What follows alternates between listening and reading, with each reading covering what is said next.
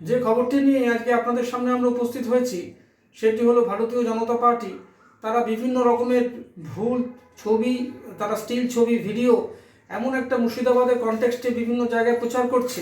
ধরুন উত্তরপ্রদেশের কোনো একটি ঘটনার কোনো ছবিকে এইখানে এমন করে জয়েন করে দিচ্ছে যাতে মনে হচ্ছে যেন একটা মুর্শিদাবাদে আগুন জ্বলছে। এরকম একটা বিভিন্ন মিডিয়ায় তারা তাদের সোশ্যাল নেটওয়ার্কে প্রচার করছে। তাদের বিভিন্ন রকম আইটি সেল আছে, তারা এগুলো করে প্রমাণ করার চেষ্টা করছে যে পশ্চিমবঙ্গে আগুন জ্বলছে, পশ্চিমবঙ্গে সাম্প্রদায়িক সম্প্রীতি নেই। এইটা করে তারা কি বোঝাতে চাইছে?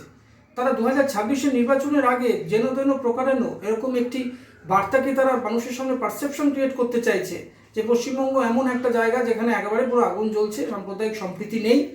কিন্তু এতে কি সত্যিই তাদের লাভ হবে? এরকম একটা মিথ্যাচার করে কি সত্যি একটা রাজ্যের বদনাম করে কি সত্যি মানুষের মন জয় করা যায়? সত্যি কি তারা ভোটে জিততে পারবে? কারণ আজকে এই প্রশ্ন কেন উঠছে, তৃণমূল কংগ্রেসের থেকে আদালতেও যাওয়ার কথা ভাবা হচ্ছে, তাদের বিভিন্ন মুখপাত্রদের কথা থেকে সেটা জানা যাচ্ছে যে একটা উত্তরপ্রদেশের কোনো পুরনো ছবি, সেই ছবিটাকে তারা মুর্শিদাবাদের কনটেক্সটে পাঞ্চ করে দিচ্ছে। এইটা কিন্তু কখনো কোনো কাম্য হতে পারে? একটা রাজনৈতিক দল তারা আজকে এভাবে একটা জেতার জন্য যেন তেন প্রকারে মরিয়া হয়ে গেছে। এই মরিয়া প্রচেষ্টা কি কখনোই গণতন্ত্রের পক্ষে শুভ হতে পারে?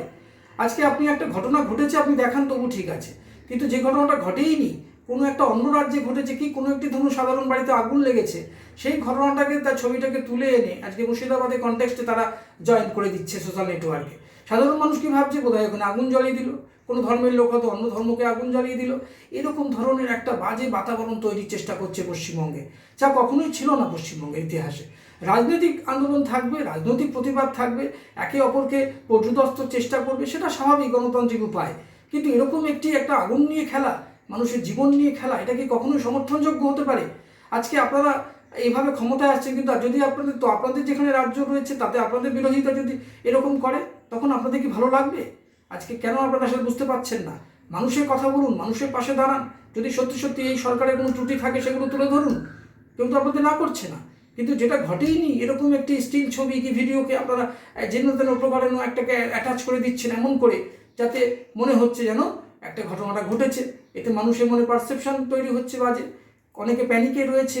বিশেষ করে যে সমস্ত অঞ্চল একটু স্পর্শকাতর, সেখানে মানুষ তো সত্যি সত্যি একটু আতঙ্কে রয়েছেন, অস্বীকার তো কেউ করছে না।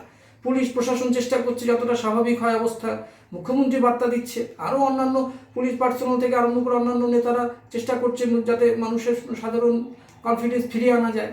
আর আপনারা কি করছেন না, এরকম ভুয়ো কিছু ভিডিও বাজারে ছেড়ে দিয়েছেন, কিছু স্টিল ছবি বাজারে ছেড়ে দিয়েছেন, আর আপনাদের যেগুলো মিডিয়া আছে তারা সেগুলো প্রচার করছে।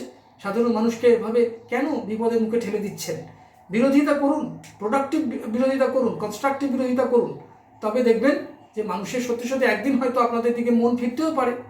তার আগে আপনারা কেন এরকম ধরনের অবস্থায় নিচ্ছেন? আমাদের ভিডিও ভালো লাগলে লাইক ও শেয়ার করুন, কমেন্ট সেকশনে গিয়ে জানান আপনাদের মতামত। আরও ভিডিও পেতে চ্যানেলকে সাবস্ক্রাইব করুন। প্রতি মুহূর্তে খবরের আপডেট পেতে প্রেস করুন বেল আইকন।